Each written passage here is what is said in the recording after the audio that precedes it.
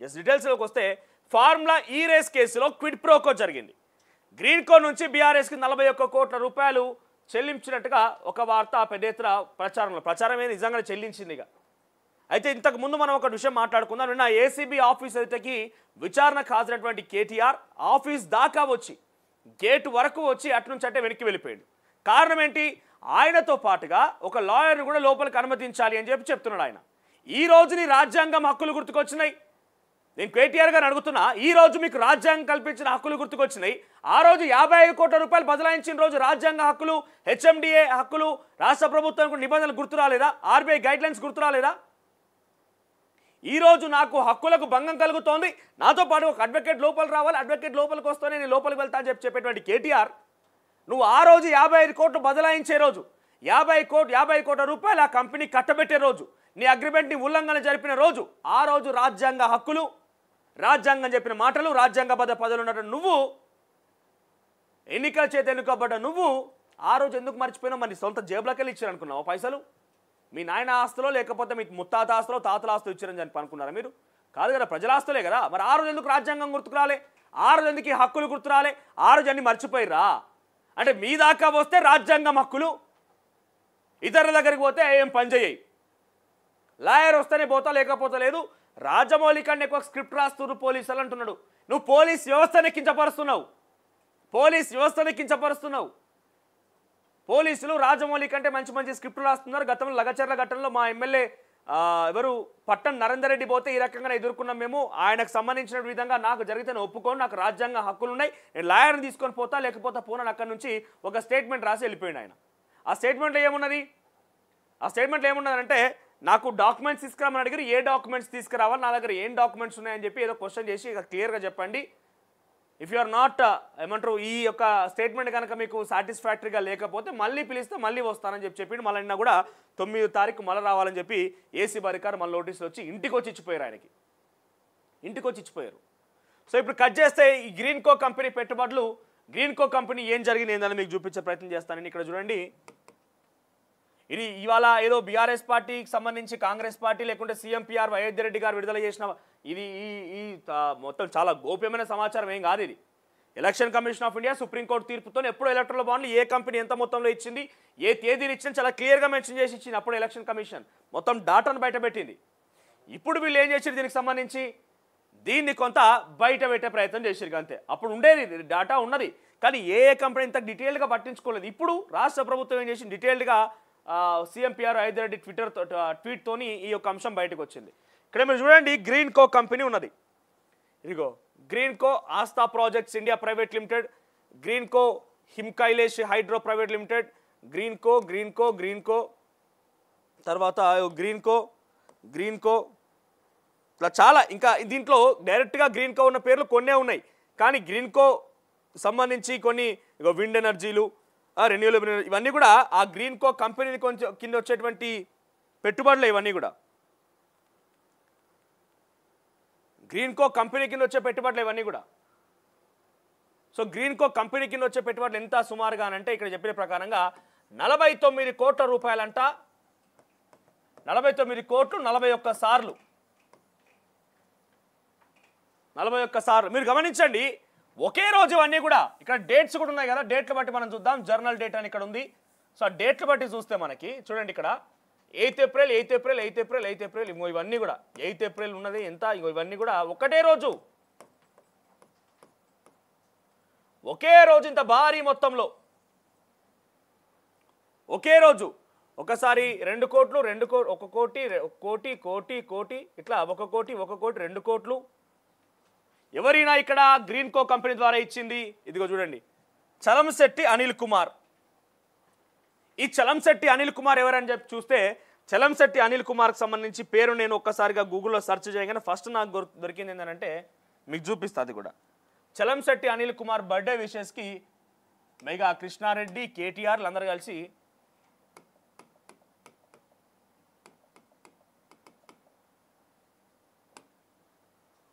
ఇదిగో ఇక్కడ ఏముంది, మహేష్ బాబు, తర్వాత మెగా కృష్ణారెడ్డి, చిరంజీవి, రామ్ చరణ్లు ఏమున్నది ఇక్కడ. Chiranjeevi, Mahesh Babu, Ram Charan celebrate Greenko MD Anil Chalamsetti's 50th birthday in Maldives.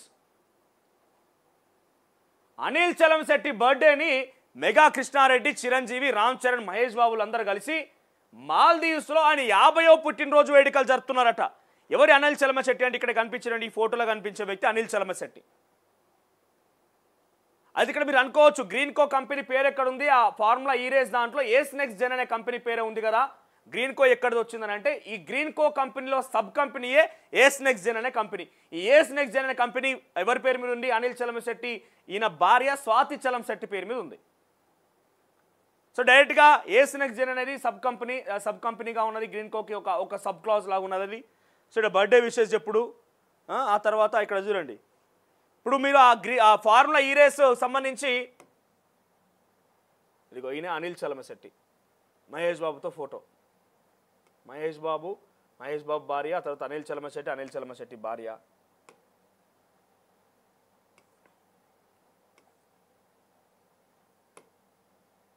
Business man birthday పార్టీలో చిరు, మహేష్, వెంకటేష్ ఫుల్ చిల్ అట.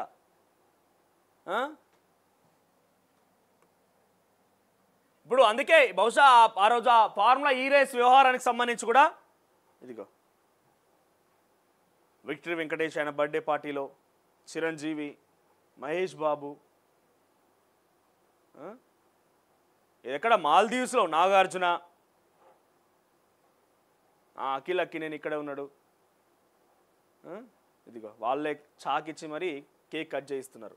సో తప్పు పట్టట్లే నేను, మరి బర్త్డే సెలబ్రేట్ చేసుకోండి, ఏమైనా చేసుకోండి. ఇంతకీ ఎవరు అనిల్ చలమశెట్టి అని అడిగే అవకాశం ఉంటుంది కదా.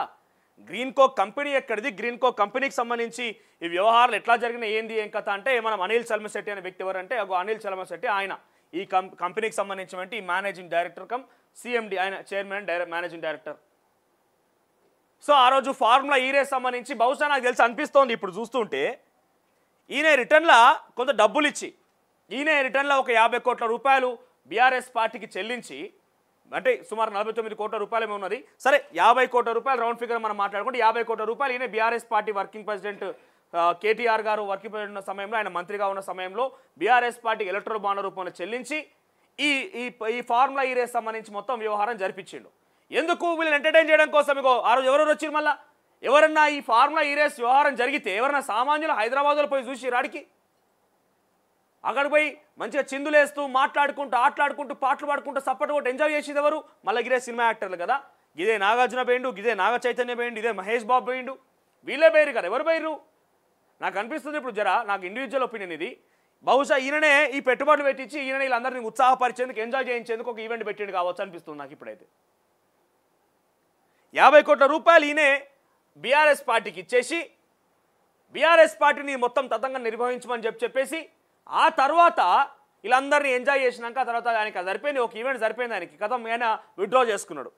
ఈ గ్రీన్ కో కంపెనీ ఏంటైనా ఏస్ నెక్స్ట్ జెన్ ఏంటైనా ట్రయో అగ్రిమెంట్ని విత్డ్రా చేసుకున్నాడు. మీరు గమనించండి ఇక్కడ ఇంకొకటి, ఇక్కడ ఏమున్నది డేట్స్ అన్ని కూడా 8th ఏప్రిల్ ప్రధానంగా కనబడుతున్నది. అయితే ఇక్కడ అక్టోబర్ 25, 2022 రోజు ఫస్ట్ ట్రై అగ్రిమెంట్ ఎవరెవరికి? రాష్ట్ర ప్రభుత్వానికి, ఎఫ్ఈఓకి, టీజీ గవర్నమెంట్కి, ఆ తర్వాత ఇక్కడ గ్రీన్ కో అనే కంపెనీకి మధ్య మొదటి ఒప్పందం ఎప్పుడు జరిగింది? అక్టోబర్ 25, 2022. అంటే ఇక్కడ ఈ లావాదేవీలు ఎలక్ట్రల్ బాండ్లు కొనుగోలు చేసిన తర్వాతే అగ్రిమెంట్ జరిగింది. ఎలక్ట్రల్ బాండ్లు కొనుగోలు చేసిన తర్వాత అగ్రిమెంట్ జరిగింది. అంటే నాకు అర్థమవుతుంది ఏంటంటే ఇక్కడ వీళ్ళు ఇచ్చిన తర్వాత వీళ్ళే ఇనిషియేట్ తీసుకొని వీళ్ళే వ్యవహారాన్ని మొత్తం కూడా నడిపించి అనిల్ చలమశెట్టియే ఈ వ్యవహారాన్ని మొత్తం కూడా నడిపించిండు.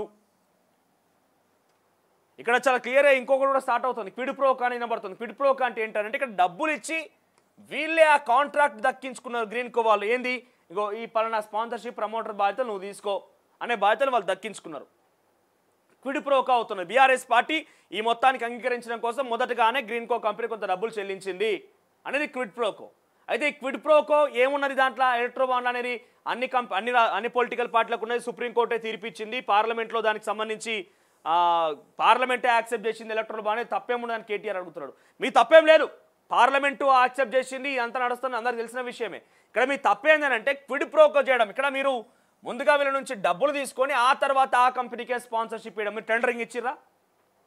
నిజంగానే అక్కడ స్పాన్సర్షిప్ కోసం ఏదైనా టెండరింగ్ వచ్చిందా, ఇంకో పలానా పెట్టాలనుకుంటున్నాం, ఏదైనా కంపెనీ రెడీగా ఉందా అని ఎన్ని కంపెనీలు ఎతికిర్రు? గ్రీన్ కోకే డైరెక్ట్గా అవకాశం ఎట్లా వచ్చింది?